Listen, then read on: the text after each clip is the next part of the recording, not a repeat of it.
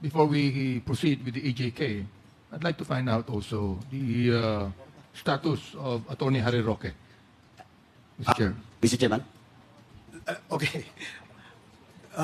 Congressman Benny Abante, we will ask Congressman Paduano to reply to your query as to questions that you raised on Attorney Harry Roque. Congressman Paduano? Thank you, Mr. Chairman. With the indulgence of course, Congressman Co-Chair Abante, let me read the issuance of the subpoena doses tecum to Mr. Harry Roque with regards to documents that he has committed during the previous hearing, Mr. Chairman. Number one, the medical and hospital records and proof of those surgeries performed on his wife, Ms. Myla Roque. Number two, deed of sale and BRR and transfer tax payments of the 1.8 hectares land in multinational village, Paranaque.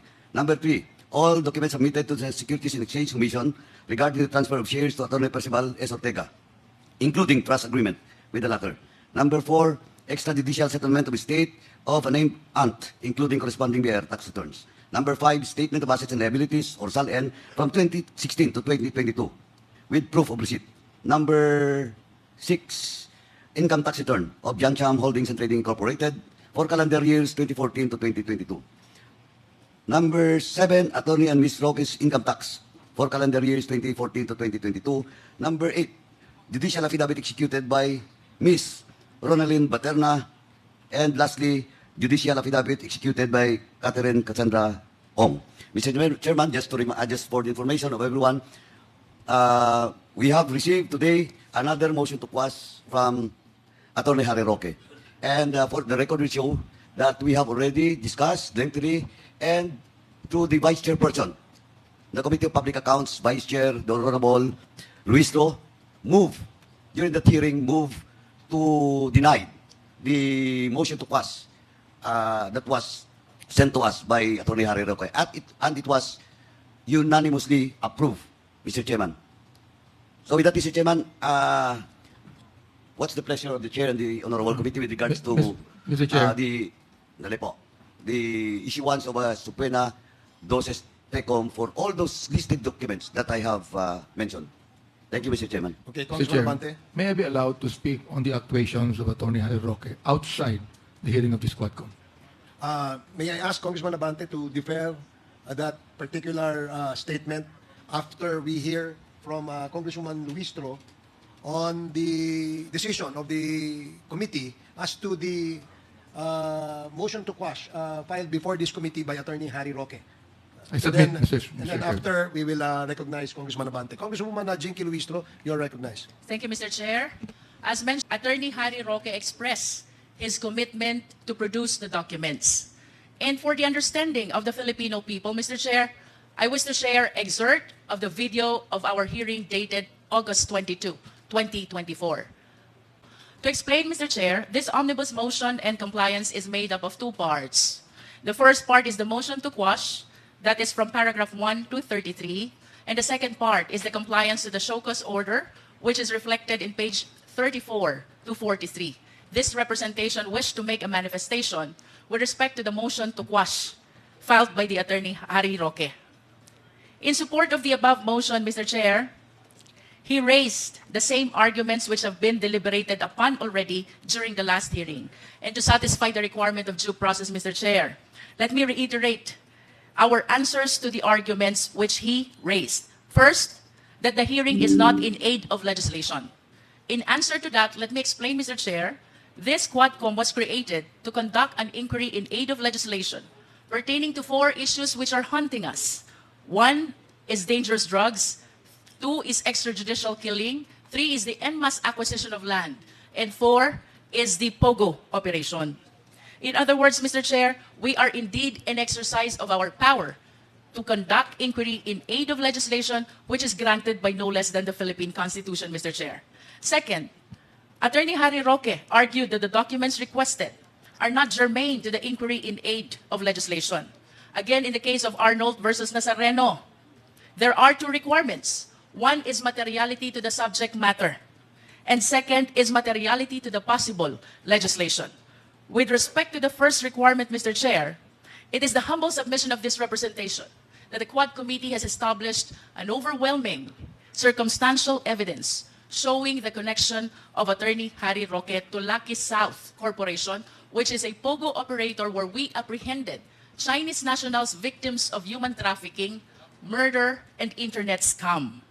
Mr. Chair, at the height of the interpellation, we ask about the Biancham Corporation, which owns the property in Tuba, Benguet, where the IT employee of this Lucky South was apprehended. And that is where we started investigating Biancham. And then it was followed by our investigation on the subsidiary companies. As we investigate on Biancham, Mr. Chair, we found out the sudden increase of his assets in 2018, coming from 125,000 before 2016. In 2018, the current assets of Biancham rose to 125 million. At the height of the interpellation, Mr. Chair, Attorney Harry Roque articulated that his money did not come from Pogo operation. To emphasize, Mr. Chair, that statement did not come from Quadcom, did not come from this representation. Instead, it came from the mouth of Attorney Harry Roque. This is an admission, therefore, Mr. Chair, that he admits the connection of these documents which we are requiring from him from the investigation on Pogo operation that we are conducting right now. To further explain, Mr. Chair, it was admitted that he was the presidential spokesperson during that time with a very limited income. And then we asked him, where did this 65 million came from? Where did this money came from? And he could not explain except that he sold a certain property in multinational company in Parañaque. To conclude, Mr. Chair, there is a question about the source of the money of Biancham Corporation, which belongs to Attorney Harry Roque. And following his question, if he will not be able to prove the legal and valid source of this sudden increase of assets of Biancham, then there is a reasonable ground to believe that indeed he is connected with Pogo operation and this money possibly came from the Pogo operation. The second element, Mr. Chair, is the materiality to the possible legislation. And during the last hearing, Mr. Chair, we reiterated ano po ba ang mga batas na posibleng aamyendahan, muling pag-aaralan in connection to this Quadcom hearing. And we cited RA 3019. This is the Anti-Graft and Corrupt Practices Act na baka sakali na ang ating mga government officials ay nakorrupt because of this Pogo operation. We also have Code of Professional Responsibility of Government Officials that we need to revisit already the provisions of this law to make sure that the government officials and employees do not deviate from what is being mandated by the Code of Professional Responsibility of Government Officials. We also have anti-money laundering. Kulang po ba ang probisyon ng anti-money laundering? At nagkaroon ng mga transfer ng huge amount of money in spite of the existence of this law. We also have corporation law. Bakit po ba nagagamit na shield ang mga corporation in perpetrating illegal activities? We can also consider, Mr. Chair, the Code of Professional Responsibility and Accountability for Lawyers. Ito po ba'y saklaw pa if the lawyers are already protecting illegal activities of their client? In addition to this, Mr. Chair, we have established already the need to revisit the laws such as the PSA Charter dahil naabuso po ang ating batas patungkol sa late registration, our immigration law on visa issuance, the PAGCOR Charter on licensing of Pogo, and the cybercrime law or RA 10175.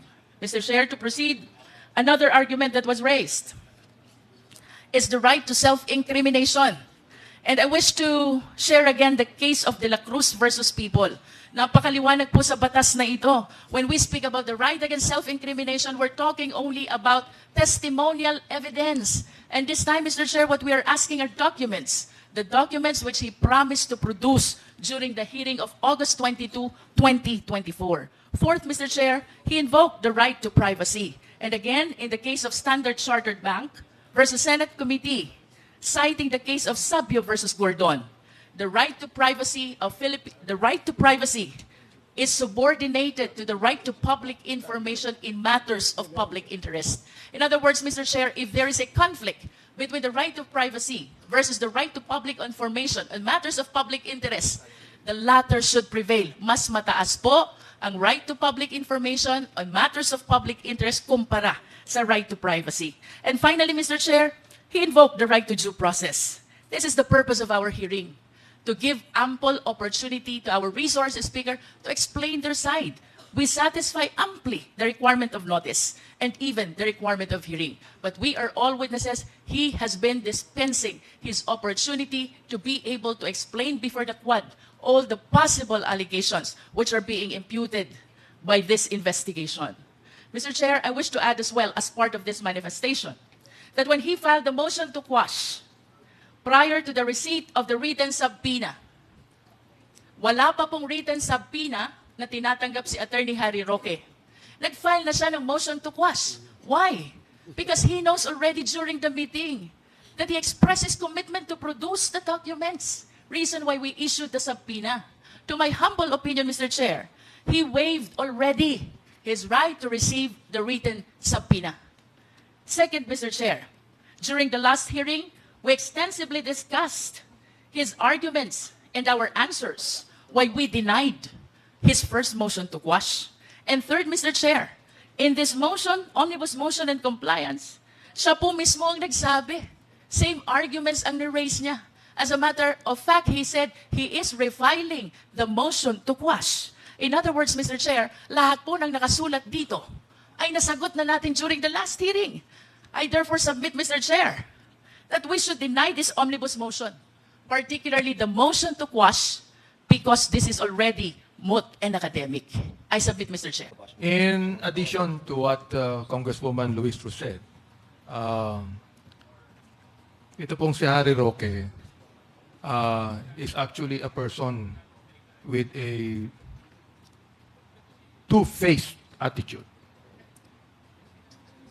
This representation recognizes that we have a full plate and that we need to hear the testimonies of resource persons who have been invited to our hearing today.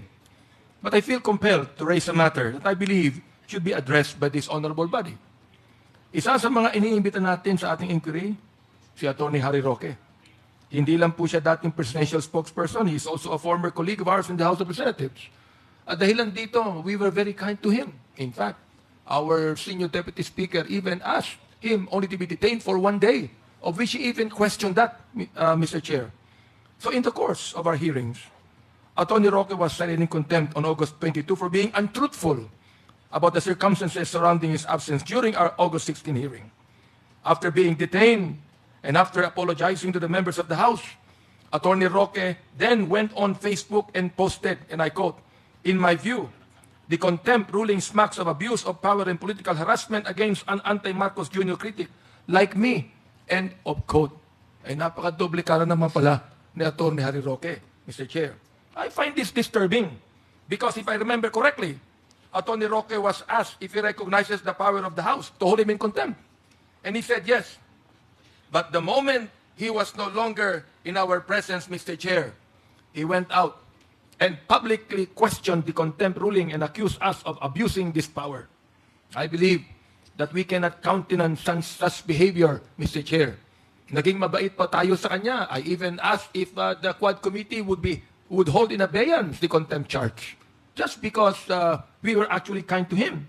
So this manifestation is being spoken today to inquire if the statements made by Attorney Roque outside our hearings should be grounds to hold him also in contempt, Mr. Chair. Thank you, Congressman Abante. Yes, I believe we can defer discussion on that particular manifestation at the moment because we have just cited Attorney Harry Roque in contempt for violating Section 11 of our Rules of Procedure governing inquiries in aid of legislation, which states that failure to submit subpoenaed documents before the committee is a ground to cite him in contempt. So for the meantime, since there was already a motion that was approved unanimously by the body, another motion is also is appropriate, and to where he will be detained. Is there any motion? Mr. Chair, I submit to the motion of Congressman Flores, no? And I would want to make a motion that Attorney Roque should be detained in the Women's Correction. Women's Correction. Hindi po. Doon na lang sa bikutan natin. Mr. Chair, sorry po sa pagkakamali. So is that a motion, Congressman Abante? Or Congressman Kit? Mr. Chair, in deference to Attorney Roque being a former member of this House, Mr. Chair, I move that he be detained in the House premises, Mr. Chair. The motion. Mr. Chair. Okay, there is a motion to please There make was it short. motion. Yes. We still have the matter of the response to the show cause order.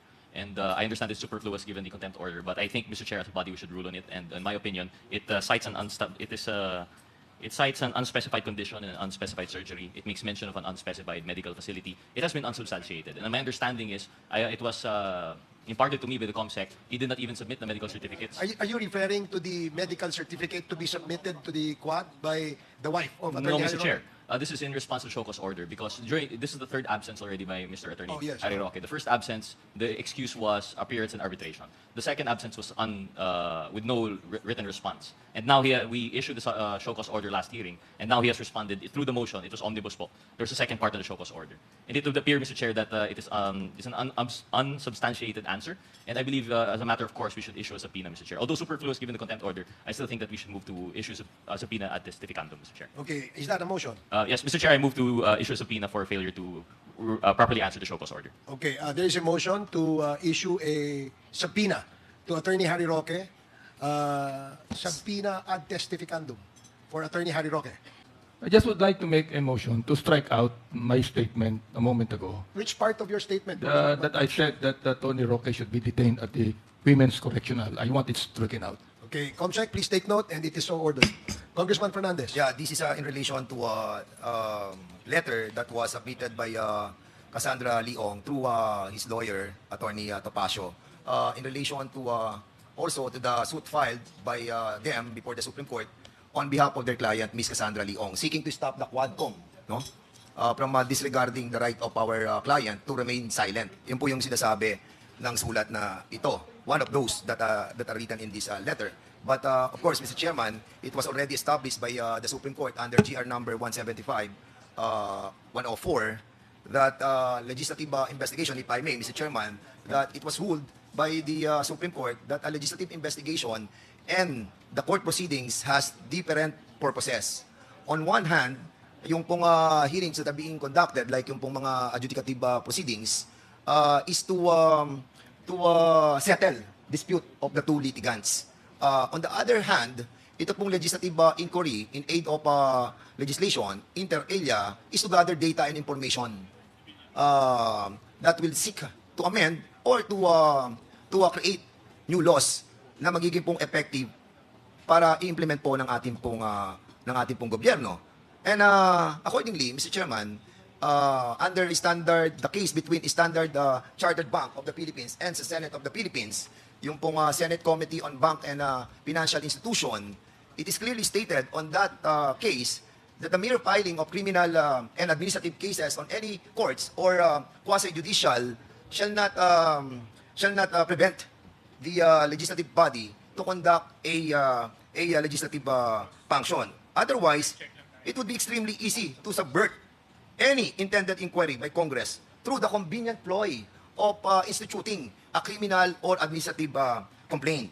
Yung pong exercise of the sovereign legislative authority belong to this Congress. And sabi ng Supreme Court, this cannot be made subordinate to any criminal or administrative investigation. As a matter of fact, Mr. Chairman, apat ito pong mga kaso or decision ng Supreme Court. One is the GR 174-105. Another is the Standard Chartered Bank and Senate Committee on Banks, Financial Institution.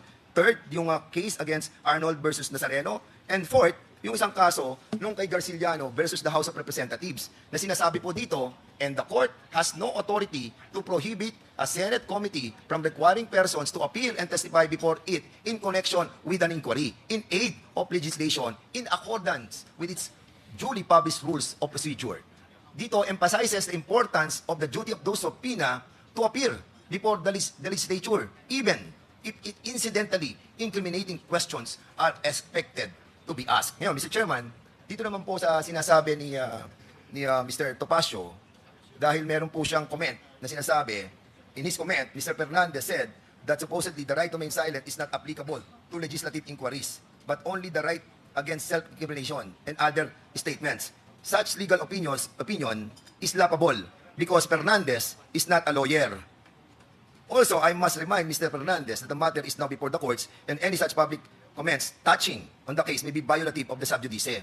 Well, very clearly, Mr. Chairman, dito po sa ruling ng Supreme Court, yung pong the right to remain silent cannot be invoked by her client. And for the education and information of Mr. Topacio, Mr. Chairman, I may not be a lawyer, I may not be an expert on legal context, pero wala po siyang monopoly ng legal context, di ba? Meron na pong mga Google ngayon at nakakapagbasa na tayo sa Google. And at the same time, Gen Z na po ngayon. Kaya I think grow up, no? At I think yung pong sinasabi niya that he's warning us, no, through me, that should he make any more such statements, I will have no choice but to file a motion to cite him in contempt of court. But according sa Article 3, di ba, Section 7, Mr. Chairman, we are guaranteed to give information to public, especially this entails public concern. This must be recognized. And I think medyo offending po yung mga sinabi niya. But again, we have to move that this letter that he submitted to us be disregarded, Mr. Chairman. Thank you, Congressman Fernandez. Now, may I remind, this is the last discussion on the issue of resource persons related to the Pogo, because we want to proceed with the hearing on extrajudicial killings. Our resource persons already present. We take note of the observation and the manifestation of Congressman Dan Fernandez, and certainly with that kind of a manifestation, the committee is bound to take an action. And but I will just ask committee chair of the Public Order and Safety to defer that for the moment, so that we can continue with the committee hearing proper. Is that all right, Congressman Fernandez? Yeah, I'm okay with that, Mr. Chairman. But I think when we invited the resource persons in the person of Ms. Cassandra Ong, yung pong right to remain silent is not absolute. Especially when we are in the process of trying to find out those information and data that is guaranteed under this GR 175-104. That was clearly stated by Your Honor, so we take note of that. And as I stated earlier, the committee is bound to take action on that particular manifestation.